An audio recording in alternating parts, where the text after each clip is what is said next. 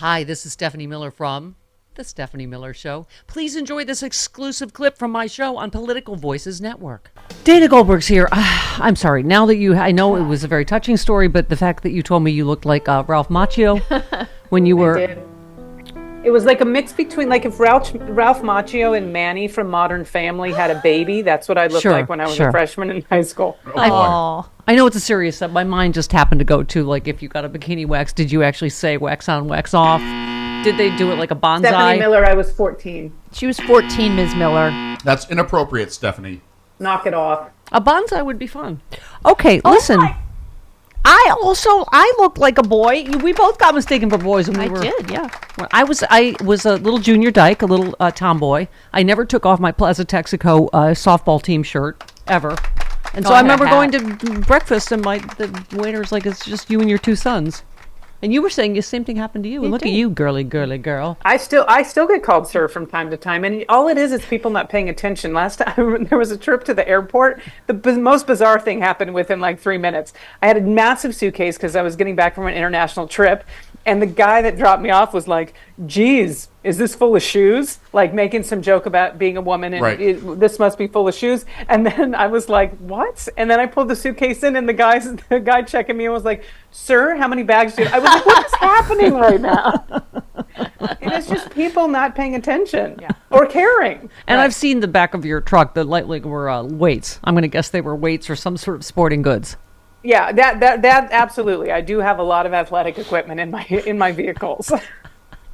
All right, and you were on the road because you are a world famous comedian, one of America's top 5 funniest lesbians. I'm told. That's very true. That's according to the jingle. Can I just say, Fox News host Laura Ingraham gushed over Trump's comedy skills on Wednesday and asked him how he might showcase his sense of humor during the.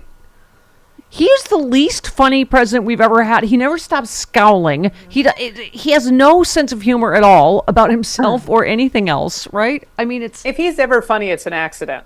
It is absolutely an accident. Oh, my God. He said, we have a country that's dying. We have a country that's a failing nation. I say it in my speeches, it's a failing nation. We have a nation in decline. We're a nation in decline. I just don't think it's a subject we should be smiling about too much. Oh, and this is my favorite. He ends with, I don't really want to smile. I want to smile when we complete the task of making America great again. Okay. Oh, God. Also, you're so funny. If we're taking comedy opinions from Laura Ingraham, something has gone terribly wrong in the country. Oh, my God. I mean, that's the thing that is most disturbing when he does those Fox News town halls or whatever. The things that people laugh at or cheer at, you're just like, oh, my God. They cheered about him not protecting other NATO countries. They're like, woohoo! Oh, my God, Dana. I know. Listen, we have to remember, though, if things are true, that he's lost a tremendous amount of following since he ran in 2000 and what the hell was the year.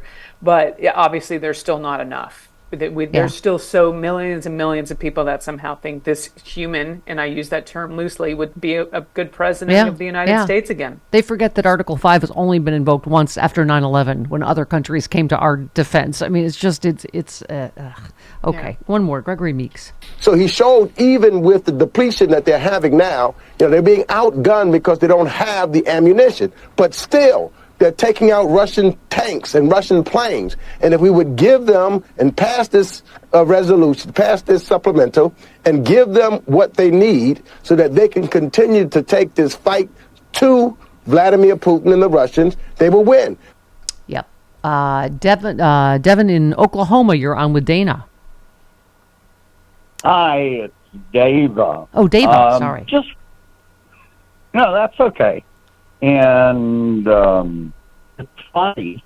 I was on the set of a movie with Ralph Macchio, and Dana, I don't think you look like him. Oh, honey, if you saw the picture, you'd be like, I take that 14-year-old Dana, perhaps. I looked like Merrill Osmond. Yeah.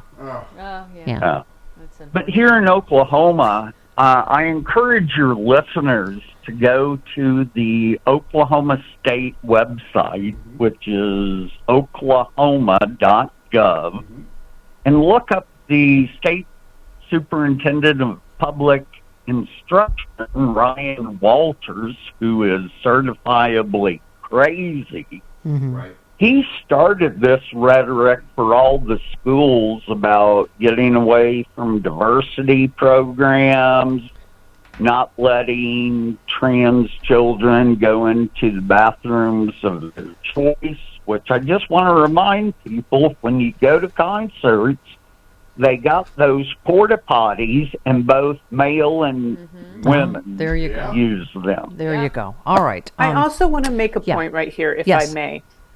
I know this is speculation. According to the rules of the school system, that child was in the right damn bathroom. This was not the issue. That child wasn't breaking the laws, the rules of the school. It was 3 girls that did not like the way this child looked. And if there are any parents out there listening, I know there are people that troll this radio station because they like to call in and cause problems or just disagree.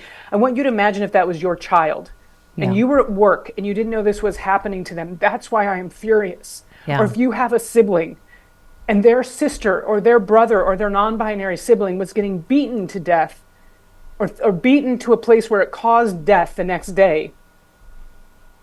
Put yourself in that position. That's why I'm so angry. This isn't about, it shouldn't even be about trans or non-binary issues. This is about 3 girls that thought it was okay to beat a child close to the end of their life. Yeah. Who taught these girls that this was okay? Yeah. Who? It's the rhetoric. It's the libs of TikTok. It's all of these people that are adding to this thing. Dana, That's why I'm furious.